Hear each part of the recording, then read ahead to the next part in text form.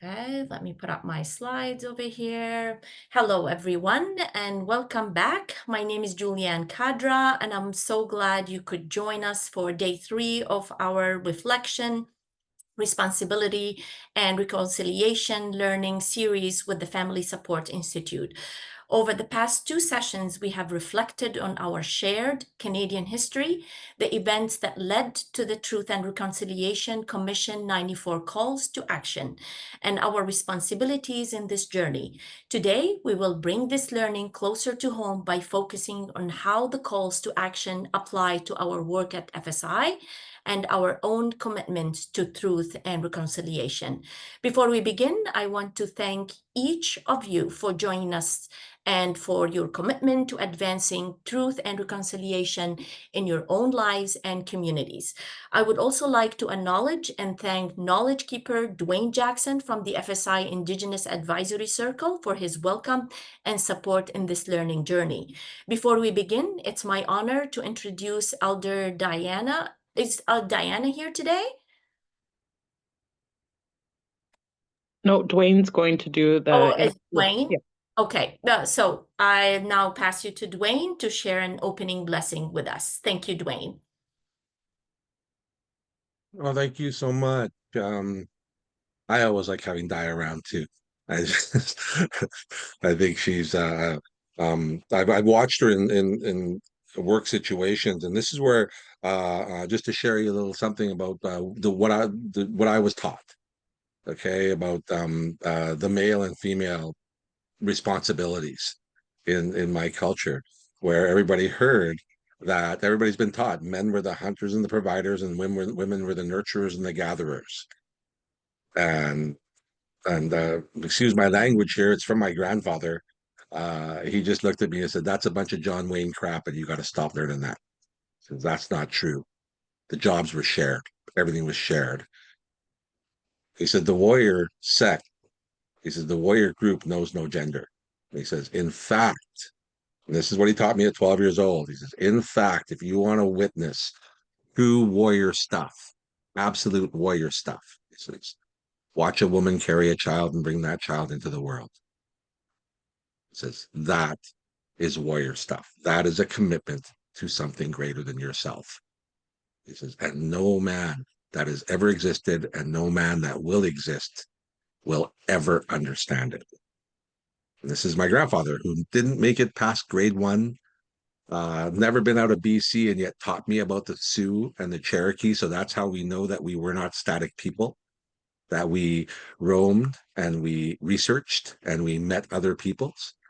And he may not have met the Sioux or the Cherokee, but he probably met people that have experienced the Sioux and the Cherokee, because there were millions of us here, hundreds of nations, possibly thousands of nations.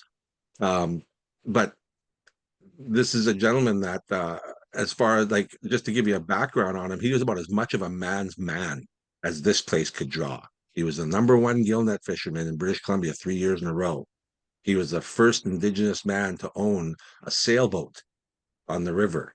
He got a job at 11 years old with his best friend rowing a boat, because neither one of them was big enough to row the boat themselves. So they split 11 cents between the two of them to row this boat. And then he owned he owned one of the first sailboats, and then he owned one of the first motorized boats on the Skeena River. And he used to tow the other fishermen that couldn't afford a fishing boat at that time. They still had the sailboats. He used to tow them out to the fishing ground, and he would never, ever accept money for it. His opinion was, I'm going there anyway. I'm already going there. And that was the thing, right? And that's the communal nature of Indigenous culture. But the gender piece, it's so frustrating in this place, and when I look at it now, and I think about what he taught me about the male responsibility to childcare. And I think it's pretty apt now, because I happen to think we're fairly immature, the fellas. But our job as Getting Max Men was to create games to better help children understand their environment. And then through early child education development, we now know, and through research, we now know that primarily where do children learn most of their stuff? At play. This is where we learn all of our stuff. So I completely believe that the indigenous cultures of this landmass completely understood early childhood development before first contact. So um, I always love the "it takes a village to raise a child" thing too, although that's very apt for indigenous cultures. It's an African thing. We stole that from Africa. So still a tribal piece, but it's we'll take some responsibility for it, because I know that within indigenous cultures, the center of the community has always been children. It's always been the future. So thank you all for joining us today. Once again, please feel free to reach out and ask questions. That's what we're here for. And then as part of the Indigenous Advisory Circle, right, is I'm always ready to answer emails and stuff too. And there's no question that you're going to shock me with. I told a story about the children in my mom's day school that didn't speak. None of them spoke English. A good friend of mine, who actually my daughter's named after, my friend Cooper, he calls me and says, "Why didn't those kids just speak English? Why were they being so stubborn?" See? And the thing about Goopy is he knows he can bring this to me because he knows I love him, that he's not going to offend me, and that I know this is what he's been taught. So he had no concept in his mind at all that these children couldn't speak English. They didn't speak English.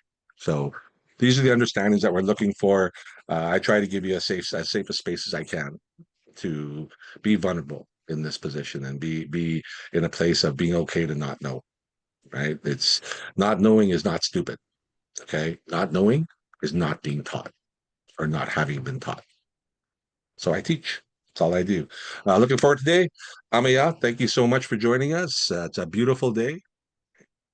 And I'll turn it back over to, well, who's taking it from here? It's me. Okay, Thank you, perfect. Duane. Thank you for guiding us with your words as we start today. I would like to begin by acknowledging that I'm meeting virtually here today on the Coast Salish lands, the unceded territory of the Katzie, Kwantlen, and Symbia First Nation. As a provincial organization, FSI acknowledge that our work spanned across of all the traditional, ancestral, and unceded Indigenous territory in BC. Therefore, we respectfully honor all First Nation, Inuit, and Métis people, as well as their ancestors who have lived here and cared for this land. It's with gratitude that we can live, learn, and do our work in the province now known as British Columbia.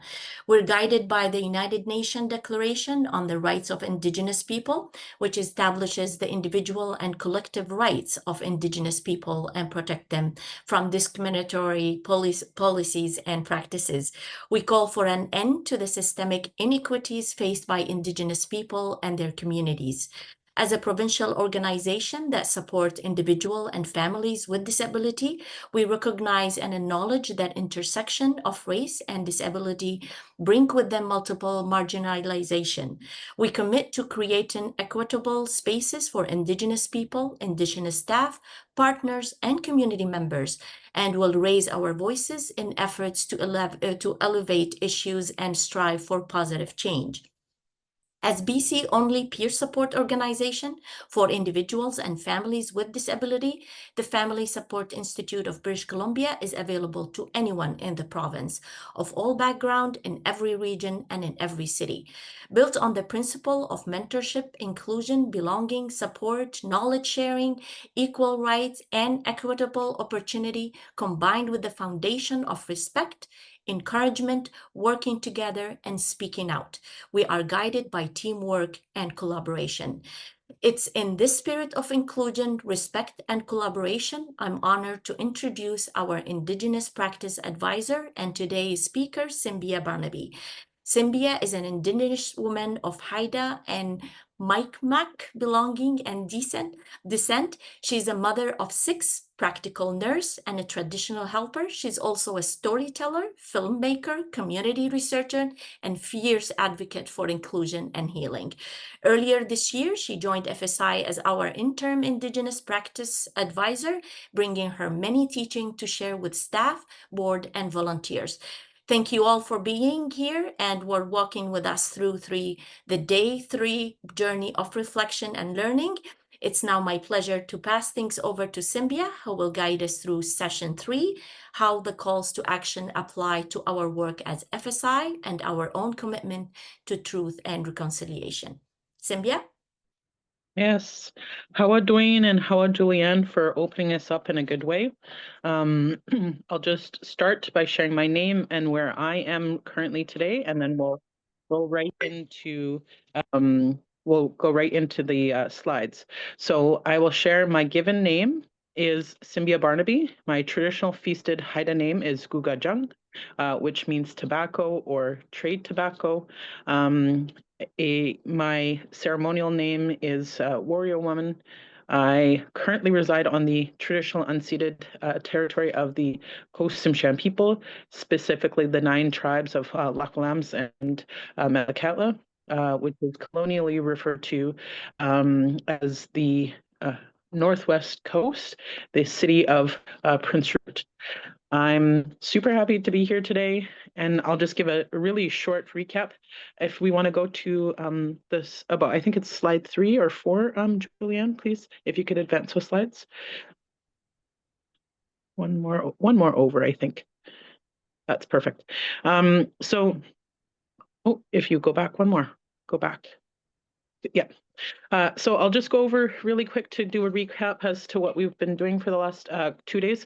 So we started out talking about our shared Canadian history. We talked a little bit about the Indian Act, the Royal Proclamation, the Constitution, some of the things that happened at residential school, the different losses, the different abuses, and some of the impact that it's had on Indigenous people.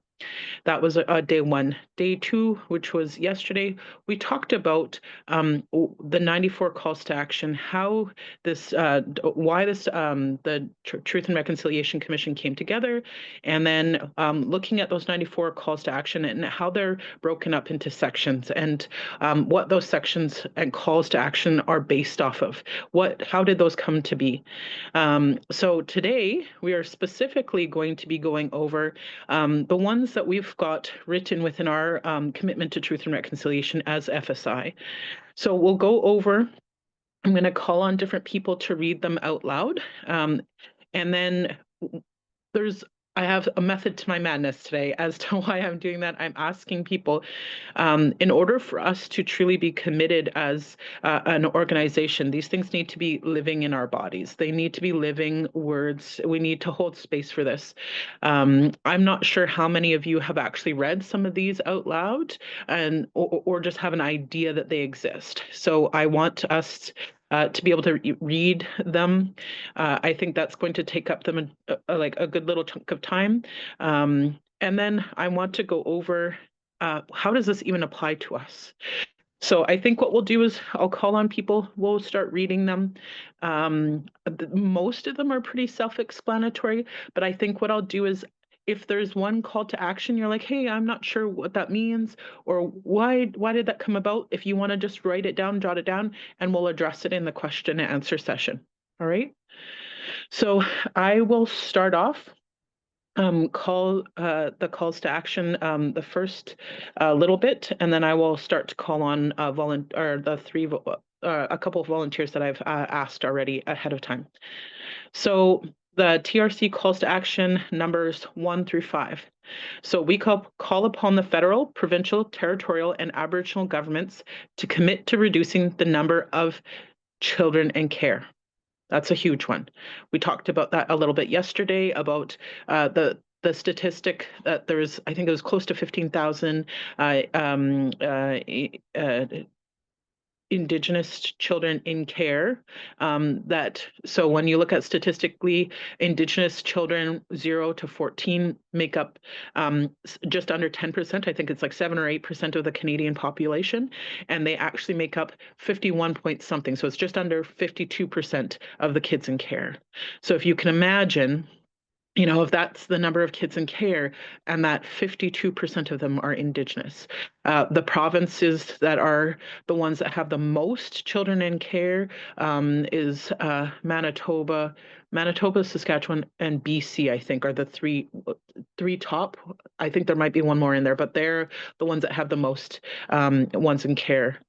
The next one is we call upon the federal government in collaboration with the provinces and territories to prepare and publish annual reports on the number of Aboriginal children in care, First Nation, Inuit, Métis, who are in care, compared with non-Aboriginal children, as well as the reason for apprehension, the total spending on preventative and care services by child welfare agencies, and the effectiveness of various interventions.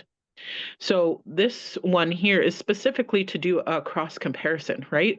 Why is it, how can we show that there's been any kind of improvement within the systems, the service provision, our attitudes, our belief systems towards Indigenous people, and the normalization of removing Indigenous children from their home communities or from their families? How can we measure if we've made any progress in helping to ameliorate that without having data, right? So they're calling on the federal government to make sure that they keep statistics on that so that they can call back to it and say, have we made any progress? And is there a overrepresentation, right? This is how we can tell that there's overrepresentation right now. Number 3 is we call on all levels of government fully implement Jordan's principle. So those of you that don't know or aren't aware about Jordan's principle, it was based off of a young boy who I actually got the pleasure to meet, his father, his sister, and some of his siblings, who was from northern Manitoba. He had a rare illness or a rare disability, and he spent the majority, I think he ended up living to 4 or something like that. But his name was Jordan River Anderson, and his family was looking for support to help him because he does have a disability. And in the end, they were trying to get him to be able to live in community, and he ended up passing away in hospital. He was the life that he knew was mainly in care in the hospital setting. And part of the reason why that happened was because they couldn't figure out between the province and the federal government who was actually in charge of funding for placement for therapies and all of those things. And the Family Caring Society,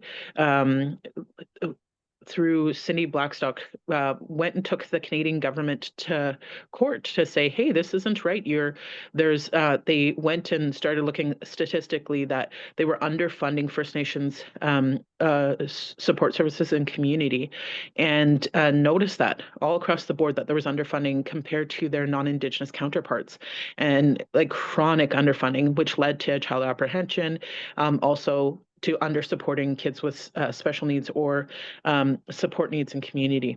So they brought it to Human Rights Tribunal, and then they also put this forward to say, and named it after Jordan, to say children, no matter children who have support needs or who needs, they shouldn't have to, go through all of those hoops because of funding. It should just be, where the kid is, that they should be able to access the support that they need. That's the basic idea around it.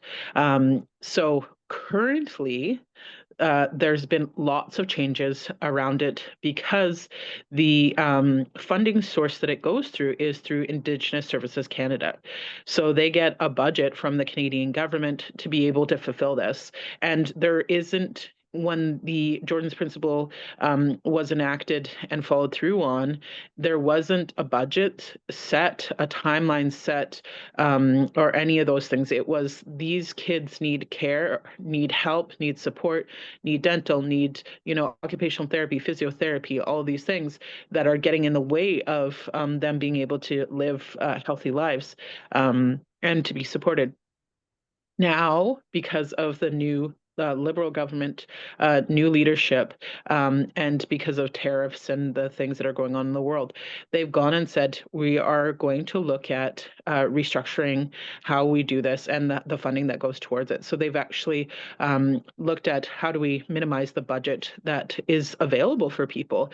And there's been chronic issues around Jordan's Principle, around wait times. There are some agencies that are waiting, a year to be paid or compensated through Jordan's Principle after already having service provision to the people. And some people waiting 6 months to a year before they get any kind of services that they've applied for. So to the greater public, Jordan's Principle seems like the magic bullet, like, oh, the Indigenous people, they get to access Jordan's Principle, and it is for Indigenous. It's for First Nations children, status and non-status, and not for Inuit or for Métis kids, which is really important to know. So it's only for First Nations children that this applies. But it's wrought with a lot of issues that people, unless they've gone through it, the process themselves, they don't understand that there's lots of issues with the administration of it, with the funding. And they've started to restructure it to say, we're going to offer similar to what the Canadian healthcare system or First Nations Health Authority in our province is already delivering, which there's gaps. That's the reason why, Jordan's Principle existed in the first place, was to address the gaps, right? So, it's one of the things that later on, we'll talk a little bit about it when we talk about our roles, but I just wanted to make sure that that we know a little bit of the background around Jordan's Principle and not just refer to it. So number 4 is we call upon the federal government to enact Aboriginal child welfare legislation that establishes national standards for Aboriginal child apprehensions and custody cases, and includes principles that 1, affirm the right of Aboriginal government to establish and maintain their own child welfare agencies. 2, require all child welfare agencies and courts to take the residential school legacy into account into their decision making. And 3, establishes as an important priority a requirement that placement of Aboriginal children into temporary and permanent care be culturally appropriate. So the first one is to look at that each individual nation would have the ability to govern their own child welfare agencies. So they refer to them as Aboriginal delegated authorities. That was what I'm not sure if they've switched over to the word Indigenous, but they were called Aboriginal delegated authorities. And there was issues with them. So I'll use my nation as an example. Okay, if you look at Haida Child and Family Services, they were the one that would hold the contract to be able to do that as their child welfare agency.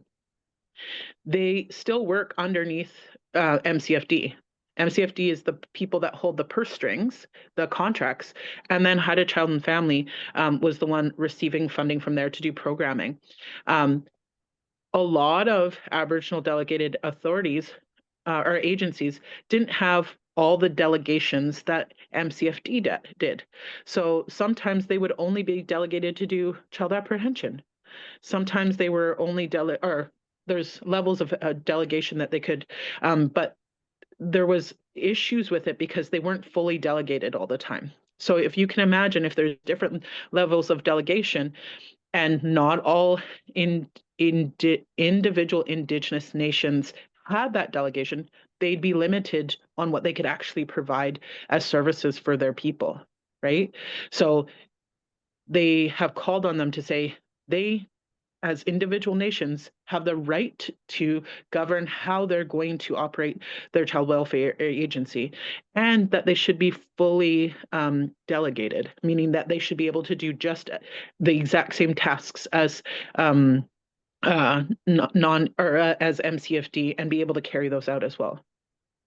The 2 required all child welfare agencies and courts to take the residential school legacy into account in their decision making. So when you do look at child apprehension or family support files, they're supposed to be taking that into consideration. When we look at that duty to report all the time, that's a huge one, right? Oh, well, this looks like this looks like this looks like this. Instead of seeing it through a lens of, wow, they might need support through this, or maybe they don't have access to this, like child poverty poverty has a huge implication in child apprehension, right? And when you're looking at poverty, child poverty in Indigenous communities, there's some communities, I think nationally it's 60% of children on reserve that are living in poverty. Some communities it's up to 90% statistically, right? So if you think about that poverty playing into child apprehension, and you look at the legacy of residential schools and the legacy of 60 Scoop, all of those things play into it about removing and normalizing the apprehension of children from Indigenous communities, right? Establishing an important priority, a requirement that placement of Aboriginal children into temporary and permanent care be culturally appropriate. They've set it to the point that Indigenous children should be placed with either in kinship care placements within their tribe or nation, and then or community, and then if it cannot be in one of those three, then it can go to another Indigenous foster parent, and then it's to go non-Indigenous. And a lot of the time, Indigenous families are not either coming forward because of either capacity issues, fear, their own trauma to become foster parents, or when they look at the funding, they because they're put in kinship care agreements, they wouldn't receive the same amount of funding as somebody who's a non-Indigenous foster parent, right? So there's issues with this, and a lot of the time, kids were being taken out of homes, out of nations, and out of communities, and put in somewhere completely different, and raised in non-Indigenous homes, which is super detrimental. And I'll do 5, and then I'll call on somebody else to do the next ones. So number 5, we call upon the federal, provincial, territorial, and Aboriginal governments to develop culturally appropriate parenting programs for Aboriginal families. So I think this specifically refers to, like, if there is child apprehension or there's risk of child apprehension, one of those requirements is about, parenting programs that as mandated as something that can help them or to be supported to get their children back or to avoid having their children taken away. And a lot of those programs in the past were very paternalistic, very Western-centered, focused, and values. So this one is looking at, like, what does that look like to, have the child and family at the center and being supported, and having our values also being reflected back to us in being able to learn how to parent in a good way, right?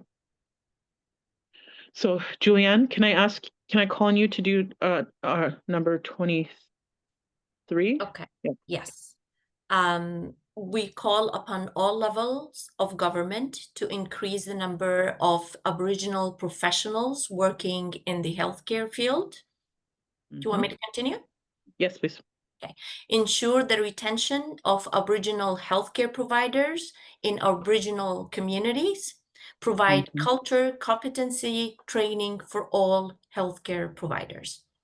Yes, this one's a huge one. If you look at anybody that goes and attends the hospital, speech and language pathology, occupational therapy, physiotherapy, they're going to be connecting to those therapists. If they're not Indigenous, what kind of knowledge do they have about that shared history? What do they know about cultural competency? How do they know how to work in community in a good way so they're not perpetuating harm, right? So they're looking at how do we get more Indigenous people into these spaces that are going to be able to provide care for our people. I always like to touch on the In Plain Sight report. So if you haven't heard of it already, I've referred to it a couple times in meetings, but there was a report written by Mary Ellen Trapel-Lafond a couple years ago that the provincial government, the province of BC had received a complaint towards some nurses being reported that they were playing games of guess the blood alcohol level of Indigenous people that are coming in to get help and care. And so that complaint got followed through, and one of the things that came out of it was this report. So this report went and surveyed Indigenous people who access the medical system, but also nurses who are Indigenous, care providers, doctors, people that provide help at the hospitals and within the healthcare field. So they did interviews, they did surveys, they did different ways of collecting information and brought it together and outlined, some of the recommendations that it came of it, but also the findings, right? So what were the common experiences? And this always sticks in my head. The statistic said 84% of the respondents said that they endured some level of racism, right, at the hands of a healthcare provider and or within the healthcare system. And I say, if we had 10 people in this room right now, 8.5 people have endured some form of racism as Indigenous people. What, can you think about that? 10 people in the room. You almost say 9, really, because 84, right? That's just about 9 people. That means only one person may have not. And I've even said I'll challenge that it's higher than 84%, that people just may not have had the language to describe their experience and how it was connected to them experiencing it as racism. Yeah. I will ask, Anne, are you able to read 34, please and thank you? We call upon the Government of Canada, the provinces and territories to undertake reforms to the criminal justice system to better address the needs of offenders with fetal alcohol spectrum disorder, FASD. 1, by providing increased community resources and powers for courts to ensure that FASD is properly diagnosed and that the appropriate community supports are in place for those with FASD. 2, enacting statutory exemptions from mandatory minimum sentences of imprisonment for offenders affected by FASD. 3, provide community, correctional, and parole resources to maximize the ability of people with FASD to live in community. And 4, by adopting appropriate evaluation mechanisms to ensure the effectiveness of such programs and ensure community safety. Yeah, this is a big one, right? When we look at the justice system and what are things that people would have the ability to put into consideration when they're making charges or holding people accountable for their actions and the undertakings that they've participated in, right? So when we're looking at people with FAS or FASD, or FASDE, we look at, these are things that this is a disability that is put upon them. There's ways that their brain works. There's ways that their brain doesn't work. Ways that if you're asking to be responsible and held accountable, it might not be the exact density or intensity that you could with somebody that was neurotypical, right? So it's really important to look at all the ways that people could have a better understanding of FASD, how it impacts that person with that lived experience, and looking at the criminalization of a lot of Indigenous people, that overrepresentation of Indigenous people within the court system, and how many of them may have a disability that's either undiagnosed, unsupported, not clinically assessed or diagnosed, right? So it's really important that all that resources, that awareness is there in order to minimize the incarceration of people or Indigenous people who have FASD, right? Duane, can I call on you to do 55, please and thank you? If you can go to the next page, Julianne. Great. And if I can just comment on the FASD part too, just to let everybody know, like I had a 21-year-old male that was trying to court my 13-year-old daughter. And immediately that causes outrage, right? That just, but my mind starts working, right? And sure enough, and I pointed out to the RC, because the RCMP officers were talking about him derogatory, the whole thing, they were just throwing down him. And I said, have you guys considered FASD? Because just looking at his facial cast, looking at his behaviors, his language, right? And so, but this, and again, this is the safety of my daughter we're talking about, right? So in the end, the idea developmentally, this young man was not 21. all in all, he may have been at about 13 to 15 years old. Right. So and we're not looking for excuses, right? We're looking for understanding. Understanding is what we want. Right. So number 55, we call upon all levels of government to provide annual reports or any current data requested by the National Council for Reconciliation so it can report on the progress towards reconciliation. That sounded funky. The reports or data would include, but not be limited to, the number of Aboriginal children, including Métis and Inuit children in care, compared with non-Aboriginal children, the reason for apprehension, and the total spending on preventative and care services by child welfare agencies.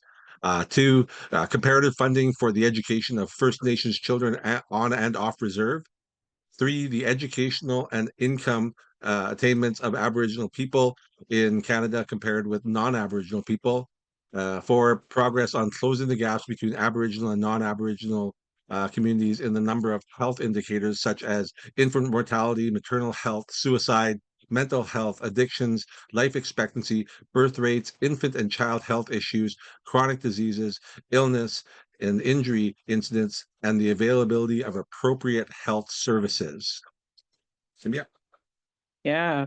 So this kind of goes back to that data collection, right? There is a website, I think I talked about it the other day, called the Yellowhead Institute, that has like a report card basically about the Truth and Reconciliation recommendations and how many the Canadian government have actually actioned off, right? So we really do need annual reports on these all these different spaces, because this is what's going to give us back. Have we actioned this off? Where are we putting money? Where are we putting focus? Where are we putting our commitment? Who are we holding responsible and accountable? This is the way that we are able to measure these things, right? And these are all the gaps that we're talking about, right? These are the identified gaps based off of the things that have happened as a direct result of the legacy of Indian residential schools. So it's really important to have those annual reports, but also to be able to, as you know, the next question we go into is how do we apply these to our work, right?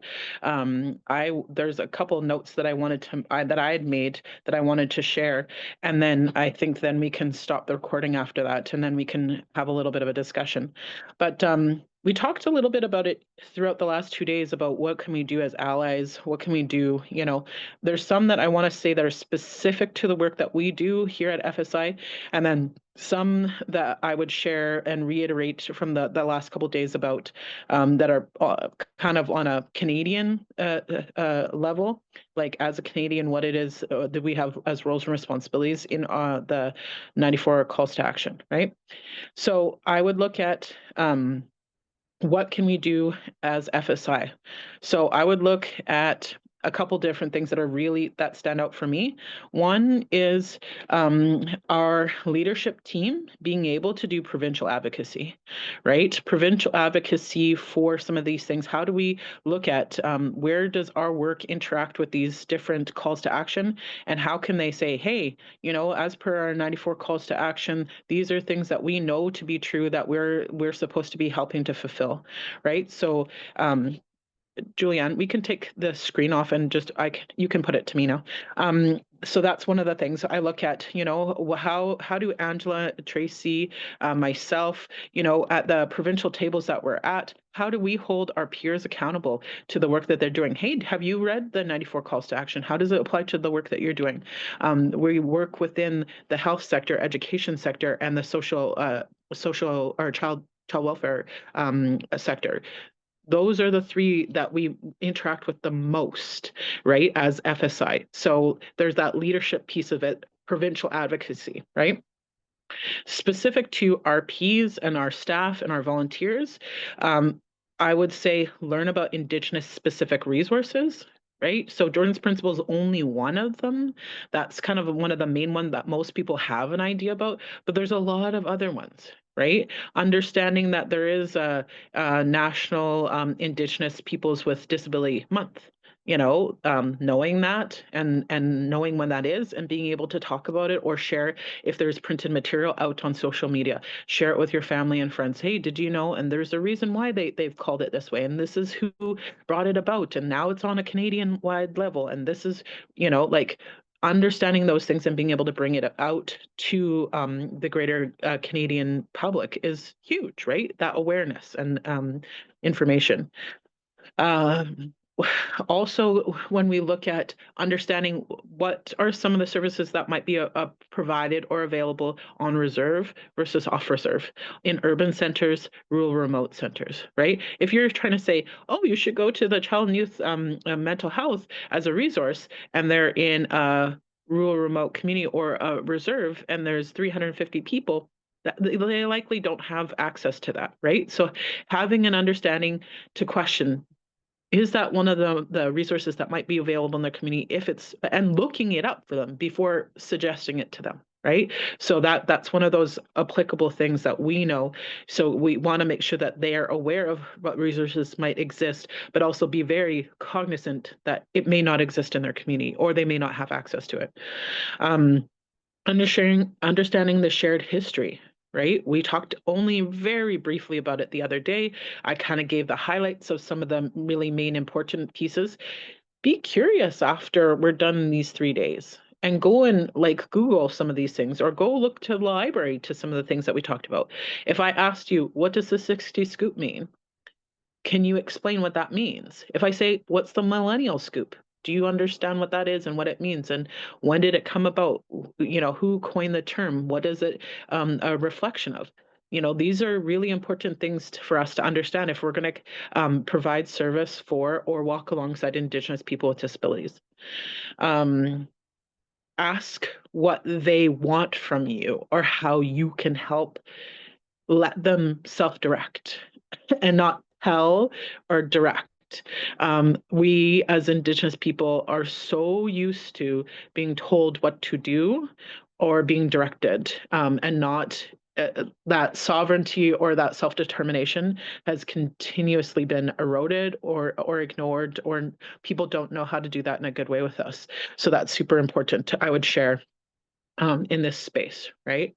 The other thing I would look at too is how do we advocate when we are looking at supporting our family or the people that are coming forward for family support or as RPs, is looking at, if we think that there's discrimination that might be happening from a service provider, being able to name it. Hey, I think that you might not understand, or hey, can I ask you a question, or can I get clarity on this? It seems like this might be happening. I think that there might be some discrimination here. Being able to help, come alongside and call out or call on those situations is really important.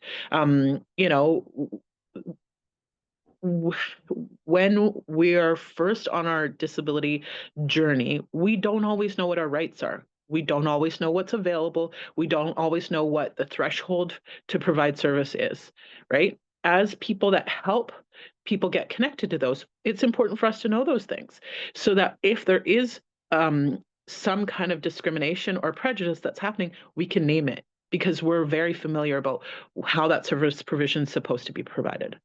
Does that make sense? Right? So if I had a young parent here, I remember back when I was pregnant with my first daughter and I got seen by the doctor who took us on it. We'd moved to Victoria, brand new doctor. And she was telling me all the tests that she wanted me to do. And she told me that she wanted me to do an HIV test and all this kind of stuff. And I was like, I didn't understand. And I was like, oh, okay, that, and she was asking me if I drank and doing drugs. I was like, and just answered these things, right? My auntie took me aside afterwards. She was like, this isn't cool. One, she didn't explain to you why she was doing that. Two, it's clearly you're a brown kid who's pregnant, and from that, these are assumptions that are being made.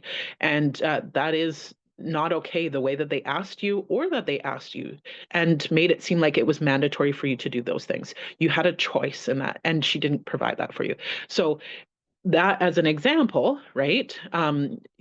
when we know what the service looks like and we know what the service, the threshold for care looks like, we can spot those things and we can come alongside and say, hey, no, I know that this is the process. I'm seeing a difference here. Can I ask why? Right. So being able to have that, being able to be that good ally in situations like that's really important. Also questioning the views on disability in when we are looking at helping them to get connected to services, right? When you're like, oh, this would be a really good service, but then thinking, what's their model?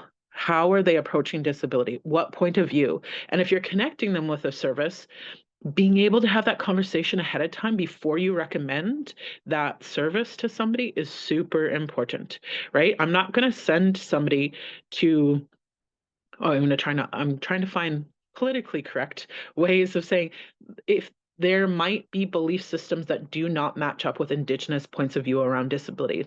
And if you're looking at services that provide extreme or services that embody extreme points of view about disability, that might not be the right fit, right? So looking at maybe I should ask that question ahead of time or know a little bit more about their approach, right? Like, I'm thinking of an example, but I don't want to say it out loud. But I'm thinking about, right, like if we're looking, well, trying to be politically, and responsible here. I would say, like, I'll share my own example. I have many people in my circle that really struggle with ABA, right, towards kids with autism. And I will tell you, we've had some experience and it hasn't been the best. I'm not saying that, painting the picture that everybody has that same experience, but to know their approach, it doesn't match our belief system as Indigenous people. We look at our children as gifts. What gift do they have to provide to the community? What is it that our family, their tribe, their nation are learning from them in their lived experience and the way that they embody their gift, right? And if we've got somebody who's doing ABA therapy who is trying to correct behavior, that doesn't always mirror back our value system, right? So I'm not painting them in a bad way. I'm just saying that that may not be congruent, right? So to be understanding of, hey, if I'm thinking about the service, what's their view on disability? Do I know that? Can I tell that from their website, right? Can I understand that? Or I've met a lot of people who worked there and, they're really strict on this. This is the way that they're going to approach it. Maybe this might not be a good fit. So as people that are supporting and coming alongside, that's something to be aware of. Yes, Duane? That's what I said when I first came to FSI. That was my first response. I said, because we use the derogatory slang and something. I tend not to be like, it's not a matter for me just about being politically correct. I tend to be gentle in my approach. But I'm very honest about the things that we experience. And my first response when my first meeting was, yeah, there's nothing brown about your website. Nothing. And then I was assured that the resources have all been indigenized. So you put brown stuff on your stuff. So it's getting across to people that that's not what we're talking about, right? When I talk about decolonizing, I talk more about indigenizing, about bringing virtues and values to the table, about bringing communal and relational understanding to the table.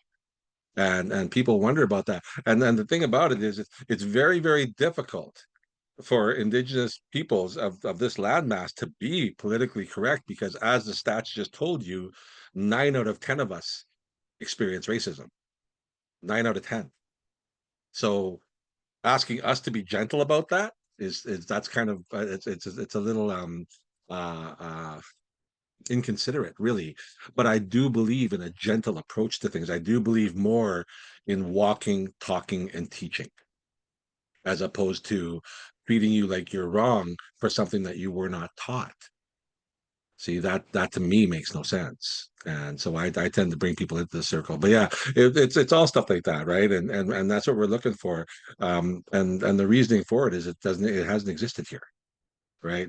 These equalities, these equities have not existed here, do not exist here consistently today, on this day. And once again, that's not an opinion. That's just a fact. Thanks, Sim. Yeah. I cannot say that any more times. I've said it in so many spaces that, if we're not like, who's holding the province accountable for service delivery for Indigenous people? If you look at service provision model in British Columbia, it's a hub and spoke model. Major centers that hold the majority of resources and goods that go out or to neighboring or other spaces in the region. We even have health authorities that are based off of that, right? So for me, I live 9 hours away from Prince George. If I want to go get an autism assessment, it's Prince George or Vancouver or the Okanagan. There's nobody, unless we're bringing people in or doing service provision in kind of like a innovative ways and doing circuit riding or things like that, we don't get service provision, or we'll get turnover or rapid turnover of service providers, right? So, we went lots of times without a child and youth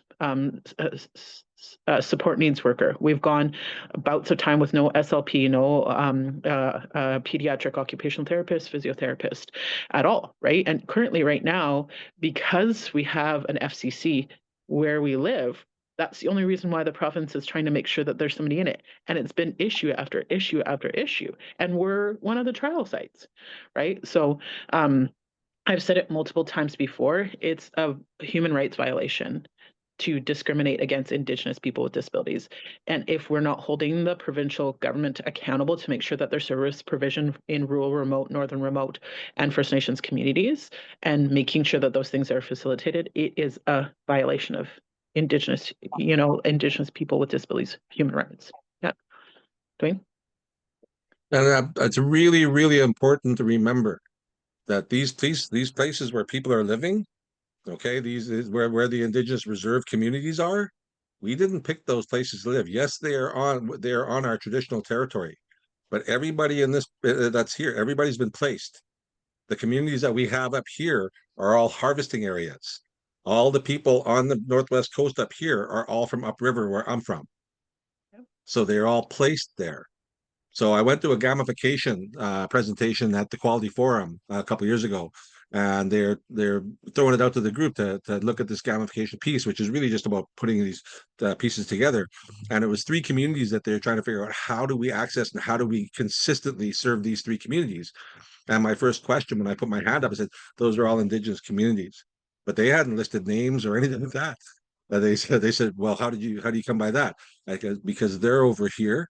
Yeah. And the resources are all over there by design.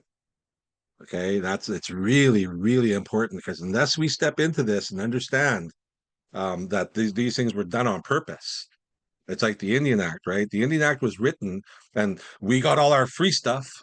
We don't pay taxes. We got free houses. We got all our free stuff, none of which no Indigenous person asked for. There was no consultation at all on the writings of the 2 Indian Acts.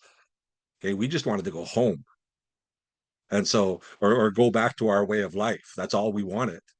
And so, but I ran into a man that was really volatile about this, and I explained to him that the reason that Indian Act was written was so that 100 years later, him and I would still be standing in that lineup at that store arguing.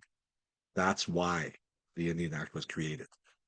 It wasn't a gift to us. None of us, there was not a single Indigenous person that was consulted or asked about what's on the Indian Act. Not one.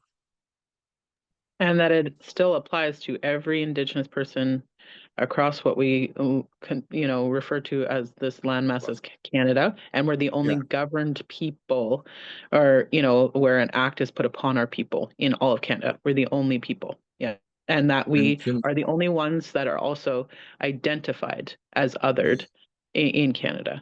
And can anybody explain to me who owns everything on reserve land? The federal government. The Crown owns everything within the boundaries of the reserve. They own everything. So I have a couple more, and then we'll turn the recording off. But those ones are more specific to FSI, and then these ones are more specific to individual work that we can be doing. That also applies to our work, but those ones were more structurally based in our day-to-day activities.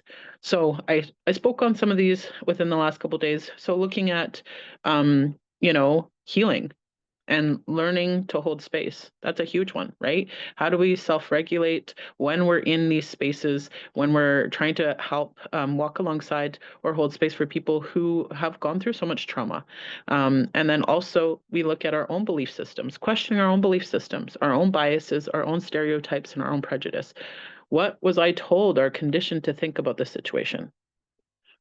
What is the truth about this? What information do I have?